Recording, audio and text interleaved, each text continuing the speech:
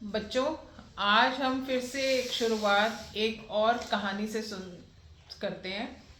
ये कहानी है राजकुमार ध्रुव की। किसकी? राजकुमार ध्रुव की। ठीक है। आपने जो है ध्रुव तारे के बारे में सुना है? ध्रुव ध्रुव तारा, पोलर स्टार। पोलर स्टार को हिंदी में ध्रुव तारा कहते हैं। तो आज की कहानी हमारी ध्रुव तारा कैसे बना, ध्रुव कौन था, उसके बारे में है। ठीक है। जो ध्रुव है वो उत्तानपाद और सुनिधि का पुत्र था। ठीक है। उनके मम्मी पापा का नाम था उत्तानपाद और सुनिधि। ठीक है। उत्तानपाद एक राजा थे। ठीक है। और उनकी जो रानी थी सुनिधि, वो बहुत ही विदुषी। विदुषी किसे कहते हैं? विद्वान का स्त्रीलिंग जो है विदुषी है, जो बहुत ही ज्ञान वाली थी और विनम्र थी, मतलब नरम दिल की, और हमेशा उनके अंदर पेशेंस बहुत थी। ठीक है। तो उन दोनों के पुत्र थे।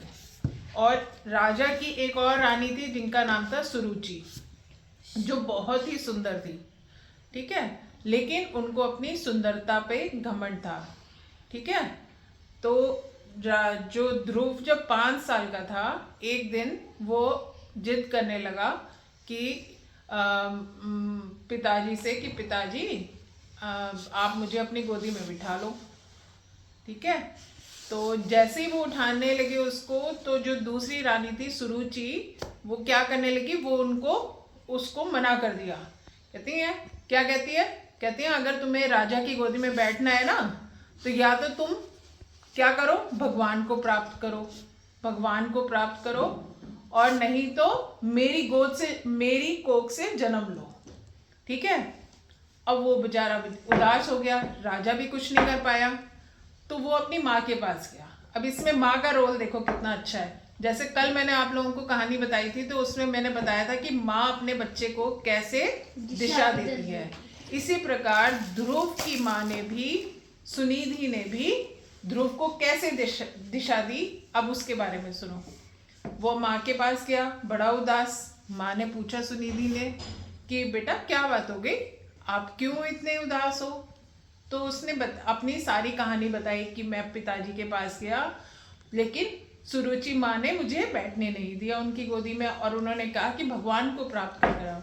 तो माँ मुझे ये बताओ, भगवान को प्राप्त कैसे करें? ठीक है।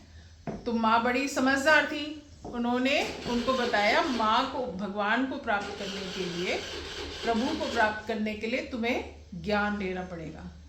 ठीक है। उसके लिए आपको ध्यान लगाना पड़ेगा। जंगल में जब जाओगे, वहाँ पे विद्या लोगे, गुरु से समझोगे। गुरु मतलब टीचर। टीचर जैसे मैं आप लोगों को समझा रही हूँ, गुरु का काम क्या है? आप लोगों को बताना। ठीक है। तो उन्होंने क्या कहा कि तुम जंगल जाओ, और जंगल में जब तुम ध्यान लगाओगे, ज्ञान अर्जित करोगे, तो तुम्हें भगवान मिल जाएंगे। ठीक है। अब ये माँ ने उसको दिशा दे दी कि भगवान को कैसे प्राप्त किया जा सकता है। ठीक है। अब वो जब जंगल गया, जंगल में भटक रहा था। देखो 5 साल का बच्चा जंगल में भटक रहा था। तो क्या हुआ, वो वहां पे बीच में नारद जी आ गए। अब नारद जी को तो सब जानते हैं ना, वो जो बजाते रहते हैं नारायण नारायण वही। ठीक है। अब वो आए, और वो सबसे पहले देखो, कोई भी टीचर जो है, आप जैसे कभी आप ट्यूशन पे भी आते हो, तो टीचर पहले कहती है कि मैं 2-4 दिन देखूंगी ये बच्चा ठीक से करता है नहीं करता है, मैं फिर उसको पढ़ाऊंगी। ठीक है ना। इसी प्रकार नारद जी गुरु बने ध्रुव के।